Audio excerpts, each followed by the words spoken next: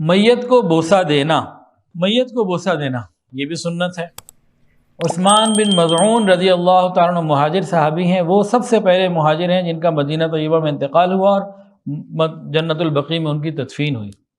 جب ان کا انتقال ہوا تو رسول اللہ صلی اللہ علیہ وآلہ وسلم نے ان کو بوسہ دیا، اور خود جب نبی علیہ السلام مبارک کا اپنا انتقال ہوا، روح مبارک پرواز فرما گئی، تو صدیق اکبر رضی اللہ تعالیٰ عنہ نے آپ کا بوسہ لیا۔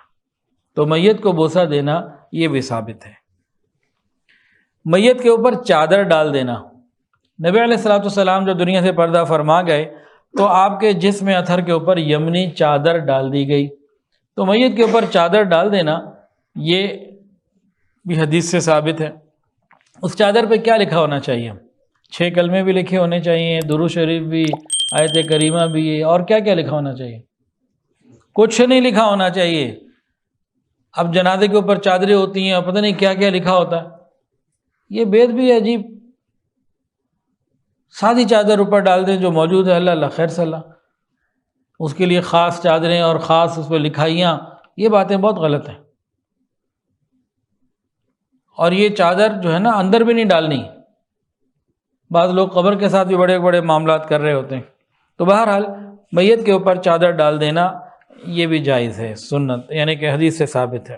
کسی کے گھر میں انتقال ہو جائے اور اس وقت ان کی زبان سے نکلنے والے الفاظ خیر کے ہونے چاہیے، دعاؤں کے ہونے چاہیے۔ یہ حدیث سن لیجئے، حضرت ام سلمہ رضی اللہ عنہ فرماتی ہیں کہ نبی علیہ السلام ابو سلمہ رضی اللہ عنہ کے انتقال کے بعد تشریف لائے تو کچھ لوگوں نے رونا شروع کر دیا، تو آپ نے فرمایا کہ تم اپنے لیے صرف خیر کی دعا کرو، کیونکہ فرشتے تمہاری دعا پر آمین کہتے ہیں۔ یہاں سے یہ بات پتہ لگ رہی ہے کہ جس گھر میں انتقال ہوا گھر والوں کو دعائے خیر کرنی چاہیے، اپنے لیے، مرحومین کے لیے، سب کے لیے، اور ادھر ادھر کی کوئی باتیں نہیں کرنی چاہیے، خاص طور سے کوئی غلط بات نہیں کرنی چاہیے۔ اچھا جی، جب گھر میں انتقال ہو جاتا ہے نا، جو نیک اور پاکیزہ بیویاں ہوتی ہیں نا، پاکیزہ نیک عورتیں ہوتی ہیں، وہ اس وقت بھی اپنے پردے کا مکمل اہتمام کرتی ہیں۔ گھر میں میت پڑی ہے، اپنے پردے کا پورا اہتمام کرنا ہے، اس کی بڑی فکر کرنے کی ضرورت ہے۔ یہ ذرا واقعہ سن لیجئے۔ ایک صحابیہ تھی ام خلاد انصاریہ رضی اللہ تعالیٰ عنہ، اپنے گھر میں تھی، اچانک ان کو خبر ملی کہ آپ کا بیٹا شہید ہو گیا۔ گھر میں کوئی بیٹھا اور اچانک خبر آ جائے جی آپ کے بیٹے کا انتقال ہو گیا، اب ایک دم ہنگامی صورتحال بنتی ہے کہ نہیں بنتی؟ بندہ ایک دم پریشان ہوتا ہے کہ نہیں ہوتا؟ اب وہ اس پریشانی کے اندر گھر سے باہر نکلیں، نبی علیہ السلام کے پاس گئیں ویریفیکیشن کے لیے۔ گھر سے باہر نکل کے نبی علیہ السلام کے پاس دور گئیں اور جا کے پوچھا، یا رسول اللہ صلی اللہ علیہ وآلہ وسلم، کیا میرا بیٹا واقعی شہید ہو گیا؟ نبی علیہ السلام نے فرمایا ہاں۔ آپ نے تصدیق کر دی کہ ہاں تمہارا بیٹا شہید ہو گیا۔ اس وقت مکمل پردے میں تھیں۔ اب ایک نے صحابی نے دیکھا تو حیران ہو کہ اچانک اتنی ایمرجنسی میں، بدحواسی میں بعض دفعہ بندہ نکلتا ہے ایسی پوزیشن پہ، لیکن اتنا خیال، اتنا مکمل پردہ، تو کہہ بیٹھے کہ تم تو اتنے پردے میں، اتنے نقاب میں آئی ہو اس وقت، اس حالت میں۔ تو پتہ کیا فرمایا؟ کہنے لگی میرا بیٹا فوت ہوا ہے، میری حیات تو فوت نہیں ہوئی، میرا بیٹا فوت ہوا ہے، میری حیا نہیں فوت ہوئی۔ تو میت کے وقت ساری عورتوں کے لیے اس بات کو بھی دیکھنا ہے کہ انہوں نے اپنے پردے کا بھی خیال کرنا ہے۔ اب کوئی آ رہا ہے، جا رہا ہے اور اس میں بے پردگی ہو رہی ہے تو یہ گناہ کبیرہ ہے۔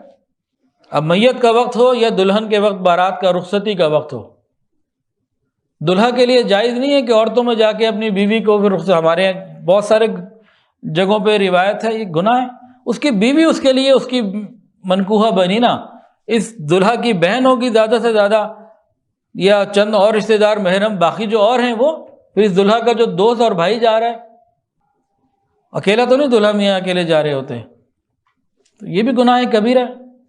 اور آپ کو ایک جملہ بولوں، شاید کسی کو کیا کہتے ہیں غصہ آ جائے، اللہ کرے آئے، اور اس گناہ سے آئندہ ہم بچنے کی فکر کریں۔ ایک صاحب نے، نوجوان، ان کی شادی ہوئی تو انہوں نے ایک بات بتائی، کہنے لگے اب تو میری شادی ہوئی، لیکن اب کبھی کسی دوست کے ساتھ میں شادیوں پہ جاتا تھا نا، رخصتی کے وقت کسی بھائی کے، کزن کے، دوست کے ساتھ دلہن کو لینے کے لیے، جو شادی کے موقع پہ رخصتی والے دن ہوتا ہے، تو بعض مرتبہ دلہنیں مجھے اتنی پسند آ جاتی تھیں، میں دل میں دعا کرتا تھا اللہ یہ دلہا کے پاس جانے سے پہلے تھوڑی دیر کے لیے میرے پاس آ جائے۔ ایک نوجوان نے توبہ کی، اس نے خود بتایا۔ اب ہم تو شوق میں لے جا رہے ہوتے ہیں، اگلے کے ذہن میں پتہ نہیں کیا معاملے چل رہے ہوتے ہیں۔ تو شریعت پاکیزہ، خوبصورت اور بہترین ہے، اسی پر عمل میں عافیت ہے۔ اچھا جی، ہمیں کسی کے انتقال کی خبر ملے تو کیا کرنا چاہیے؟ ایک تو کہنا چاہیے انا للہ و انا الیہ راجعون، اور کیا کرنا چاہیے؟ اللہم اجرنی فی مصیبتی واخلف لی خیرا منہا، یہ بھی ہو گیا۔ اور کیا کرنا چاہیے؟ 2 رکعت نفل پڑھنے چاہیے۔ ایک صحابی عبداللہ ابن عباس رضی اللہ تعالیٰ عنہما، ان کے 3 واقعات میں آپ کو بھی سنا رہا ہوں۔ عبداللہ ابن عباس رضی اللہ تعالیٰ عنہما ایک مرتبہ سفر میں تھے، راستے میں اطلاع ملی کہ بیٹے کا انتقال ہو گیا۔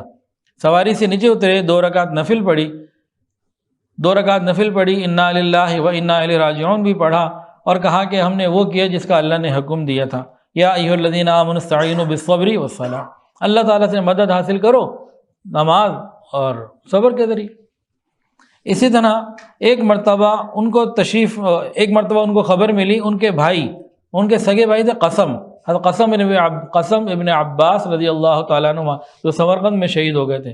خبر ملی کہ وہاں شہید ہو چکے ہیں، تو اس وقت بھی انہوں نے 2 نفل نماز پڑھی، اور اس میں تحیات میں آخر میں بہت دیر تک دعائیں مانگتے رہے، اور انا للہ و انا الیہ راجعون بھی انہوں نے پڑھا۔ پھر یہی عبداللہ ابن عباس رضی اللہ تعالیٰ عنہما، ان کا تیسرا واقعہ ہے کہ ازواج مطہرات میں سے ان کو کسی ماں کی انتقال کی خبر ملی، تو جیسے ہی خبر ملی تو انہوں نے پھر نماز پڑھی اور کہا اللہ نے ہمیں اسی بات کا حکم، رسول اللہ صلی اللہ علیہ وآلہ وسلم نے ہمیں انہی چیزوں کی طرف متوجہ کیا ہے۔ تو کسی کے انتقال کی خبر ملے، ہم تو انا للہ و انا الیہ راجعون بھی نہیں پڑھتے۔ ہم میں سے کتنے ایسے ہیں کہ جب خبر ملی اتنے 1000 شہید ہو گئے فلسطین میں، اتنے ہو گئے، جس نے روز ہر خبر کے بعد انا للہ پڑھی ہو؟ چلو ہر خبر کے بعد نہیں، دن میں چند مرتبہ انا للہ و انا الیہ راجعون ان کے لیے پڑھ لیا ہو۔ اگر پڑھا ہے تو الحمدللہ، نہیں پڑھا تو پھر یہ بے حسی ہمارے اندر، ہم سمجھ لیں کہ ہمارے اندر بے حسی ہے۔ کم سے کم 12,000 لوگ وہاں شہید ہو چکے ہیں۔ ہم نے تو ان 32-33 دنوں میں، ہم نے ان 33 دنوں میں 33 دفعہ بھی انا للہ و انا الیہ راجعون نہیں پڑھا ہوگا، لیکن سینکڑوں تبصرے ضرور کیے ہوں گے۔ چلیں اب تو پڑھ لیں اپنی ہی اس کیفیت پہ انا للہ و انا الیہ راجعون، یہ ان کے اوپر نہیں، اپنی بے حسی کے اوپر پڑھنے کی بات کر رہا ہوں کہ کہاں تک ہم پہنچ گئے۔